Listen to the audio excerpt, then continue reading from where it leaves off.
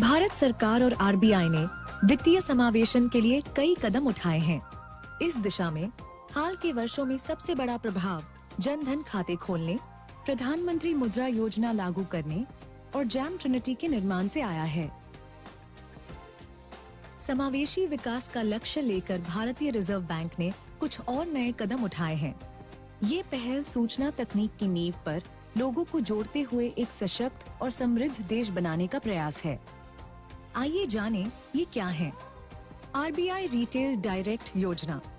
आज देश में लोगों के लिए निवेश के कई विकल्प उपलब्ध हैं। जरूरी ये है कि ये विकल्प सुरक्षित और आसान हों। गवर्नमेंट सिक्योरिटीज में निवेश एक ऐसा विकल्प है जो पूंजी को सुरक्षित रखते हुए अच्छे रिटर्न प्रदान करता है। फिर भी छोटे निवेशक, वेतन भोगी और पेंशन भोगी गवर्नमेंट सिक्योरिटीज की खरीद और बिक्री को जटिल मानते हैं। इस प्रक्रिया को आसान बनाने के लिए भारतीय रिजर्व बैंक ने छोटे निवेशकों के लिए आरबीआई रिटेल डायरेक्ट स्कीम शुरू की है, जिससे निवेशक आसानी से गवर्नमेंट सिक्योरिटीज में निवेश कर सकते हैं। इस योजना के तहत निवेशक न केवल पूरे विश्वास से अपनी जमा पूंजी का निवेश कर पाएंगे, बल्कि देश के आर्थिक विकास में योगदान भी कर सकेंगे। अब छोटे निवेशक एक ऑनलाइन पोर्टल RBIRetailDirect.org.in द्वारा आरबीआई में अपना गिल्ट अकाउंट यानी प्रतिभूति खाता खोलकर अपने बैंक खाते से सीधे गवर्नमेंट सिक्योरिटीज में निवेश कर सकेंगे। यह सुविधा निशुल्क है। रिजर्व बैंक एकीकृत लोकपाल योजना। वित्तीय समावेशन का एक पहलू सुदृढ़ शिकायत निवारण तंत्र है और इसे सरल, सुविधाजनक और सुलभ बनाने के लिए reserve bank integrated ombudsman scheme की शुरुआत की गई है, जो मौजूदा लोकपाल योजनाओं को एकीकृत करती है। इसके अंतर्गत सेवा में कमी से संबंधित सभी शिकायतों को स्वीकार किया जाएगा। यह योजना भारतीय रिजर्व बैंक द्वारा विनियमित 11,352 बैंकों, एनबीएफसी और पीपीआई इशुअर्स को चरणबद्ध तरीके से एक मंच पर लाएगी। इससे लगभग 44 करोड़ ऋण खाता धारक, 220 करोड़ जमा खाता धारक और पेमेंट सिस्टम पार्टिसिपेंट्स के सभी ग्राहक लाभान्वित होंगे। शिकायत दर्ज करने तथा उसे ट्रैक करने के लिए सभी ग्राहकों को अब एक पोर्टल, एक ईमेल और एक पते की सुविधा होगी। एक राष्ट्र एक लोकपाल दृष्टिकोण के अंतर्गत आरबीआई चंडीगढ़ में एक centralised receipt and processing centre यानी सीआरपीसी स्थापित किया गया है। ग्राहक अपनी शिकायत आरबीआई के online portal complaint management system यानी cms.rbi.org.in पर तो कर ही सकते हैं। साथ ही सीआरपीसी के टोल फ्री नंबर पर हिंदी, अंग्रेजी और 8 क्षेत्रीय भाषाओं में शिकायत दर्ज करने हेतु सहायता और उससे जुड़ी जानकारी पा सकते हैं। ये हैं आरबीआई के कुछ नए पहल, जन जन को वित्तीय सेवाओं से जोड़ने के लिए, जन जन को खुशहाली की ओर मोड़ने के लिए। आज ये पहल माननीय प्रधानमंत्री द्वारा राष्ट्र को समर्पित किए जा रहे हैं।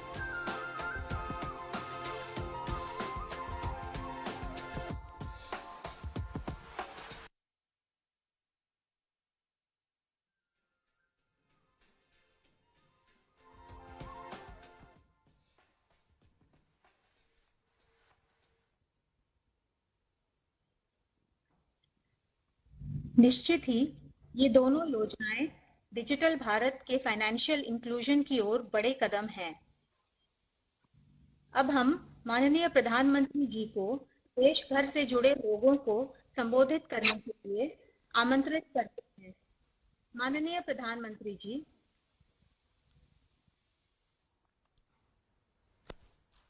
नमस्कार जी।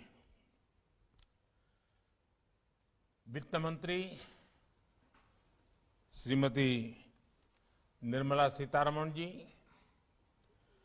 रिजर्व बैंक के गवर्नर श्री शक्तिकांत दास जी, कार्यक्रम में उपस्थित अन्य सभी महानुभाव, देवी और सज्जनों,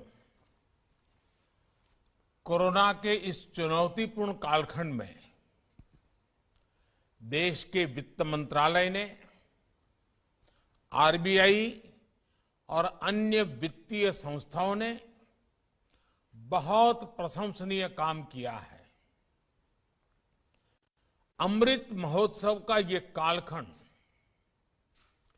21वीं सदी का ये महत्वपूर्ण दशक देश के विकास के लिए बहुत महत्व रखता है। ऐसे में आरबीआई की भी भूमिका बहुत बड़ी है, बहुत महत्वपूर्ण है। मुझे पूरा विश्वास है कि टीम आरबीआई देश की अपेक्षाओं पर खरा उतरेगी। साथियों, बीते 6-7 वर्षों से केंद्र सरकार सामान्य मानवी उसके हितों को सर्वोच्च प्राथमिकता देते हुए काम कर रही है। एक रेगुलेटर के तौर पर आरबीआई अन्य वित्तीय संस्थाओं के साथ लगातार संवाद बनाए रखता है। मुझे खुशी है कि आरबीआई ने भी सामान्य मानवी की सुविधा बढ़ाने के लिए सामान्य नागरिक को ध्यान में रखते हुए लगातार अनेक कदम उठाए हैं और उसमें आज एक और कदम जोड़ा है। आज जिन 2 योजनाओं को लॉन्च किया गया है, उनसे देश में निवेश के दायरे का विस्तार होगा और कैपिटल मार्केट्स को एक्सेस करना निवेशकों के लिए अधिक आसान, अधिक सुरक्षित बनेगा। रिटेल डायरेक्ट स्कीम्स में देश के छोटे निवेशकों को गवर्नमेंट सिक्योरिटीज में इन्वेस्टमेंट का सरल और सुरक्षित माध्यम मिल गया है। इसी प्रकार इंटीग्रेटेड अंबर्समेंट लोकपाल स्कीम के बैंकिंग सेक्टर में वन नेशन वन एम्बर्समेंट ये सिस्टम ने आज साकार रूप लिया है। इससे बैंक कस्टमर्स की हर शिकायत, हर समस्या का समाधान समय पर बिना परेशानी को हो सकेगा। और मेरा स्पष्ट मत है कि लोकतंत्र की सबसे बड़ी ताकत आप ग्रीवेंस रिड्रेसल सिस्टम में कितने मजबूत हैं, कितने संवेदनशील हैं, कितने प्रोएक्टिव हैं, वही तो लोकतंत्र की सबसे बड़ी कसौटी है। साथियों, अर्थव्यवस्था में सभी की भागीदारी को प्रमोट करने की जो भावना है, उसको रिटेल डायरेक्ट स्कीम नई ऊंचाई देने वाली है। देश के विकास में गवर्नमेंट सिक्योरिटीज मार्केट की अहम भूमिका से आमतौर पर लोग परिचित हैं। विशेष रूप से आज जब देश अपने फिजिकल और डिजिटल इंफ्रास्ट्रक्चर को आधुनिक बनाने में जुटा है, अभूतपूर्व इन्वेस्टमेंट कर रहा है, तब छोटे से छोटे निवेशक का प्रयास और सहयोग, भागीदारी बहुत काम आने वाले हैं। अभी तक गवर्नमेंट सिक्योरिटी मार्केट में हमारे मध्यम वर्ग, हमारे कर्मचारियों, हमारे छोटे व्यापारी, सीनियर सिटीजन्स, यानी जिनकी छोटी सेविंग है, उनको सिक्योरिटीज में निवेश के लिए बैंक इंश्योरेंस या म्यूचुअल फंड्स जैसे इनडायरेक्ट रास्ते अपनाने पड़ते थे। अब उन्हें सुरक्षित निवेश का एक और बेहतरीन विकल्प मिल रहा है। अब देश के एक बहुत बड़े वर्ग को गवर्नमेंट सिक्योरिटीज में देश की संपदा के निर्माण में सीधा निवेश करने में और आसानी होगी। ये भी आप जानते हैं कि भारत में सभी गवर्नमेंट सिक्योरिटीज में गारंटेड सेटलमेंट का प्रावधान होता है।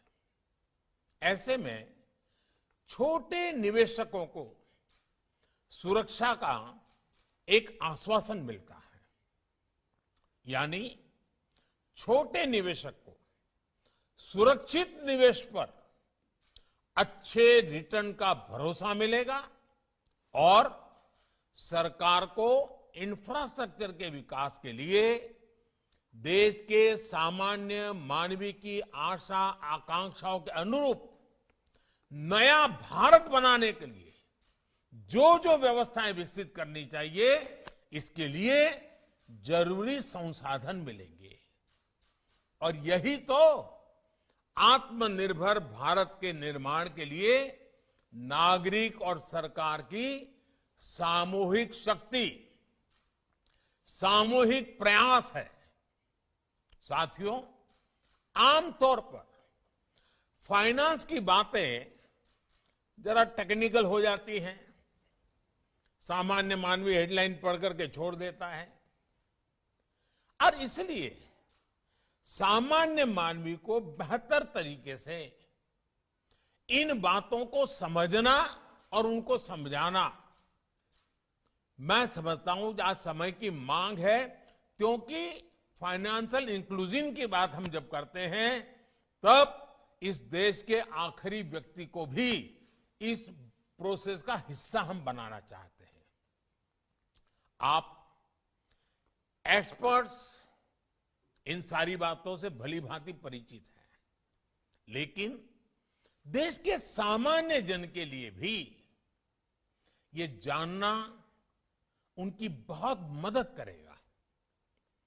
जैसे उन्हें पता होना चाहिए कि इस योजना के तहत फंड मैनेजर्स की जरूरत नहीं पड़ेगी, सीधा retail direct guilt RDG account खोला जा सकता है। ये अकाउंट भी ऑनलाइन खोला जा सकता है और सिक्योरिटीज की खरीद फरोख्त भी ऑनलाइन संभव है। सैलरी वालों या फिर पेंशनर्स के लिए घर बैठे बैठे सुरक्षित निवेश का ये बहुत बड़ा विकल्प है। इसके लिए कहीं भी आने जाने की जरूरत नहीं है। फोन और इंटरनेट से ही आप मोबाइल फोन पर इंटरनेट कनेक्टिविटी आपका काम हो जाएगा। ये आरडीजी अकाउंट निवेशक के सेविंग अकाउंट से भी लिंक होगा, जिससे सेल परचेज ऑटोमेटिक, खरीद फरोख्त का जो काम है ऑटोमेटिक संभव हो सकेगा। आप कल्पना कर सकते हैं लोगों को इससे कितनी आसानी होगी। साथियों, फाइनेंशियल इंक्लूजन और ईज ऑफ एक्सेस जितने जरूरी हैं, ईज ऑफ इन्वेस्टमेंट और बैंकिंग सिस्टम पर सामान्य जन का भरोसा भी, सामान्य जन के लिए सुविधा भी, सामान्य जन के लिए सरलता भी उतना ही आवश्यक है। एक मजबूत बैंकिंग सिस्टम मजबूत होती अर्थव्यवस्था के लिए बहुत जरूरी है। 2014 के पहले कुछ सालों में देश के बैंकिंग सिस्टम को जिस प्रकार से नुकसान पहुंचाया गया था, आज हर किसी को पता है कि कैसी स्थितियां पैदा हो गई थी, क्या कुछ नहीं हुआ था। बीते 7 सालों में एनपीएस को पारदर्शिता के साथ रिकॉग्नाइज किया गया। रिजोल्यूशन और रिकवरी पर ध्यान दिया गया। पब्लिक सेक्टर के बैंकों को रिकैपिटलाइज किया गया। फाइनेंशियल सिस्टम और पब्लिक सेक्टर बैंकों में एक के बाद एक रिफॉर्म्स किए गए। जो विलफुल डिफॉल्टर्स पहले सिस्टम से खिलवाड़ करते थे, अब उनके लिए मार्केट से फंड जुटाने का रास्ता बंद कर दिया गया है। पब्लिक सेक्टर बैंकों से जुड़ी गवर्नेंस में सुधार हो, डिसीजन मेकिंग, ट्रांसफर पोस्टिंग से जुड़ी आजादी हो, छोटे बैंकों को मर्ज कर बड़े बैंकों का निर्माण हो, या फिर national asset reconstruction company limited की स्थापना हो। इन सभी कदमों में आज बैंकिंग सेक्टर में नया विश्वास, नई ऊर्जा लौट रही है। साथियों, बैंकिंग सेक्टर को और मजबूत करने के लिए कोऑपरेटिव बैंकों को भी आरबीआई के दायरे में लाया गया। इससे इन बैंकों की गवर्नेंस में भी सुधार आ रहा है और जो लाखों डिपॉजिटर्स हैं, उनके भीतर भी इस सिस्टम के प्रति विश्वास मजबूत हो रहा है। बीते कुछ समय में डिपॉजिटर्स के हितों को देखते हुए ही अनेक फैसले लिए गए हैं। वन नेशन वन अम्बर्समेंट सिस्टम, इससे डिपॉजिटर्स को और इन्वेस्टर फर्स्ट के कमिटमेंट को बल मिला है। आज जो योजना लॉन्च हुई है, इससे बैंक, एनबीएफसीज और प्रीपेड इंस्ट्रूमेंट में 44 करोड़ लोन अकाउंट और 220 करोड़ डिपॉजिट अकाउंट, इसके जो धारक हैं, उन धारकों को सीधी राहत मिलेगी। अब आरबीआई के द्वारा रेगुलेटेड सभी संस्थाओं के लिए खाता धारकों की शिकायतों को दर्ज करने, ट्रैक करने और मॉनिटर करने का एक ही प्लेटफॉर्म होगा। यानी शिकायत निवारण के लिए खाता धारक को अब एक और आसान विकल्प मिला है। जैसे कि अगर किसी का बैंक अकाउंट लखनऊ में हो और वो दिल्ली में काम कर रहा हो, तो पहले होता यह था कि उसको लखनऊ के एम्बर्समेंट को ही शिकायत करनी पड़ती थी। लेकिन अब उसे भारत में कहीं से भी अपनी शिकायत दर्ज करने की सुविधा मिल गई है। मुझे यह भी बताया गया है कि ऑनलाइन फ्रॉड, साइबर फ्रॉड से जुड़े मामलों को एड्रेस करने के लिए आरबीआई ने इस योजना में आर्टिफिशियल इंटेलिजेंस के व्यापक उपयोग का प्रावधान किया है। इससे बैंक और जांच करने वाली एजेंसियों के बीच कम से कम समय में बेहतर तालमेल सुनिश्चित हो सकेगा। जितनी जल्दी एक्शन होगा, फ्रॉड से निकाली गई रकम की रिकवरी की संभावनाएं उतनी ही अधिक होगी। ऐसे कदमों से डिजिटल पेनिट्रेशन और कस्टमर इंक्लूसिवनेस का दायरा भी बड़े विश्वास के साथ बढ़ेगा। कस्टमर का भरोसा और बढ़ेगा। साथियों, बीते सालों में देश के बैंकिंग सेक्टर में, फाइनेंशियल सेक्टर में इंक्लूजन से लेकर टेक्नोलॉजिकल इंटीग्रेशन और दूसरे रिफॉर्म्स किए हैं। उनकी ताकत हमने कोविड के इस मुश्किल समय में देखी है और उसके कारण सामान्य मानवीय की सेवा करने का एक संतोष भी पैदा होता है। सरकार जो बड़े बड़े फैसले ले रही थी, उसका प्रभाव बढ़ाने में आरबीआई के फैसलों ने भी बहुत बड़ी मदद की है और मैं आरबीआई गवर्नर और उनकी पूरी टीम को सार्वजनिक रूप से इस संकट काल में जिस प्रकार से उन्होंने चीजों को हिम्मतपूर्वक निर्णय किए हैं, इसके लिए बहुत बहुत बधाई देता हूं, पूरी टीम का अभिनंदन करता हूं। सरकार द्वारा जिस क्रेडिट गारंटी स्कीम की घोषणा की गई थी, उसके तहत लगभग 2,90,000 करोड़ रुपए से अधिक का लोन स्वीकृत किया जा चुका है। इसकी मदद से 1.25 करोड़ से अधिक लाभार्थियों ने अपना उद्यम और मजबूत किया है। इसमें से अधिकतर एमएसएमईज हैं, हमारे मध्यम वर्ग के छोटे उद्यमी हैं। साथियों, कोविड काल में ही सरकार द्वारा छोटे किसानों को किसान क्रेडिट कार्ड देने के लिए विशेष मुहिम चलाई गई, जिससे 2.5 करोड़ से अधिक किसानों को केसीसी कार्ड्स भी मिले और लगभग 2.25 लाख करोड़ का कृषि ऋण भी उन्हें मिल गया।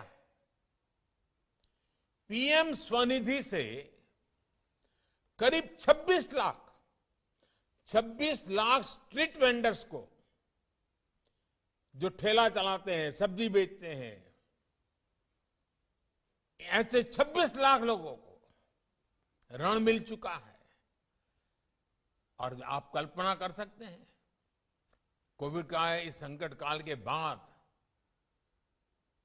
26 लाख से ज्यादा हमारे स्ट्रीट वेंडर्स को इतनी बड़ी मदद मिल जाए, कितना बड़ा उनके लिए संबल हो गया। इस योजना से उन्हें बैंकिंग सिस्टम से भी जोड़ दिया है। ऐसे अनेक इंटरवेंशन ने गांव और शहरों में आर्थिक गतिविधियों को फिर से शुरू करने में बहुत महत्वपूर्ण भूमिका निभाई है।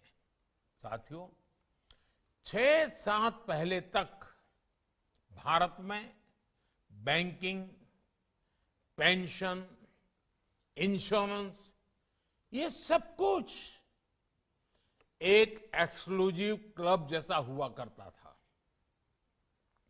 देश का सामान्य नागरिक, गरीब परिवार, किसान, छोटे व्यापारी, कारोबारी, महिलाएं, दलित, वंचित, पिछड़े, इन सबके लिए ये सब सुविधाएं बहुत दूर थी। जिन लोगों पर इन सुविधाओं को गरीब तक पहुंचाने की जिम्मेदारी थी, उन्होंने भी इस पर कभी ध्यान नहीं दिया, बल्कि बदलाव ना हो, कोई परिवर्तन ना आए, गरीब तक जाने के रास्तों को बंद करने के लिए जो कुछ भी तर्क दे सकते हैं, भांति भांति के बहाने, यही एक परंपरा हो गई थी। और क्या कुछ कहा नहीं जाता था, खुलेआम बेशर्मी के साथ कहा जाता था, अरे बैंक की ब्रांच नहीं है, स्टाफ नहीं है, इंटरनेट नहीं है, लोगों में जागरूकता नहीं है, न जाने कैसे कैसे तर्क दिए जाते थे। अनप्रोडक्टिव सेविंग्स और इनफॉर्मल लैंडिंग, इससे सामान्य नागरिक की स्थिति भी खराब हो रही थी और देश के विकास में उसकी भागीदारी भी न के बराबर थी। पेंशन और बीमा का तो यही माना जाता था कि ये सब समृद्ध परिवारों के भाग्य में ही है, लेकिन आज स्थिति बदल रही है। आज फाइनेंशियल इंक्लूजन ही नहीं, बैंकिंग और फाइनेंशियल सेक्टर में ईज ऑफ एक्सेस भारत की पहचान बन रही है। आज अलग अलग पेंशन योजनाओं के तहत समाज का हर व्यक्ति 60 वर्ष की आयु के बाद 60 वर्ष की आयु के बाद मिलने वाली पेंशन की सुविधा से जुड़ सकता है। पीएम जीवन ज्योति बीमा योजना और पीएम सुरक्षा बीमा योजना के तहत लगभग 38 करोड़ देशवासी 38 करोड़ कंट्रीमैन 2-2 लाख रुपए की बीमा सुरक्षा से जुड़े हुए हैं। देश के करीब करीब हर गांव में 5 किलोमीटर के दायरे में बैंक ब्रांच या बैंकिंग कॉरेस्पॉन्डेंस की सुविधा पहुंच रही है। पूरे देश में आज लगभग 8.5 लाख बैंकिंग टच पॉइंट्स जो देश के हर नागरिक की बैंकिंग सिस्टम तक पहुंच बढ़ा रहे हैं। जन धन योजना के तहत 42 करोड़ से अधिक जीरो बैलेंस बैंक अकाउंट्स खोले गए, जिसमें आज गरीब के हजारों करोड़ रुपए जमा है। मुद्रा योजना से महिलाओं, दलित, पिछड़े, आदिवासियों में व्यापारियों, कारोबारियों की एक नई पीढ़ी सामने आई है। और स्वनिधि योजना से रेहड़ी, ठेला, फेरी चलाने वाले भी इंस्टीट्यूशनल लैंडिंग से जुड़ पाए हैं। साथियों, लास्ट माइल फाइनेंशियल इंस्टीट्यूशन से जब डिजिटल एम्पावरमेंट जुड़ गया तो उसने देश के लोगों को एक नई ताकत दी है। 31 करोड़ से अधिक रुपए कार्ड, करीब 50 lakh POS M POS machines ने आज देश के कोने कोने में डिजिटल ट्रांजैक्शन को संभव बनाया है। यूपीआई ने तो बहुत ही कम समय में डिजिटल ट्रांजैक्शन के मामले में भारत को दुनिया का अग्रणी देश बना दिया है। सिर्फ 7 सालों में भारत ने डिजिटल ट्रांजैक्शन के मामले में 19 गुना की छलांग लगाई है, 19 टाइम। आज 24 घंटे, 7 दिवस और 12 महीने देश में कभी भी कहीं भी हमारा बैंकिंग सिस्टम चालू रहता है। इसका लाभ भी हमने कोरोना के इस काल में देखा है। साथियों, आरबीआई का एक संवेदनशील रेगुलेटर होना और बदलती हुई परिस्थितियों के लिए खुद को तैयार रखना देश की एक बहुत बड़ी ताकत है। आजकल आप देख रहे हैं कि फिनटेक जैसे क्षेत्र में हमारे भारतीय स्टार्टअप्स कैसे ग्लोबल चैंपियन बन रहे हैं। इस क्षेत्र में टेक्नोलॉजी तेजी से बदल रही है। हमारे देश के युवाओं ने भारत को इनोवेशंस का ग्लोबल पावर हाउस बना दिया है। ऐसे में ये जरूरी है कि हमारे रेगुलेटिंग सिस्टम्स इन बदलावों के प्रति जागरूक रहें और फाइनेंशियल सिस्टम्स को विश्व स्तरीय बनाएं और उसको बनाए रखने के लिए सूटेबल इकोसिस्टम का निर्माण करें, उसे सशक्त करें। साथियों, हमें देश के नागरिकों की आवश्यकताओं को केंद्र में रखना ही होगा। निवेशकों के भरोसे को निरंतर मजबूत करते रहना होगा। मुझे पूरा विश्वास है कि एक संवेदनशील और इन्वेस्टमेंट फ्रेंडली डेस्टिनेशन के रूप में भारत की नई पहचान को आरबीआई निरंतर सशक्त करता रहा है और मुझे विश्वास है सशक्त करता रहेगा। एक बार फिर इन बड़े रिफॉर्म्स के लिए मैं आप सबको, सभी स्टेक होल्डर्स को, इनिशिएटिव लाने वाले सबको, टेक्नोलॉजी की एक छलांग लगाने के लिए आप सबको बहुत बहुत शुभकामनाएं देता हूं। बहुत बहुत धन्यवाद।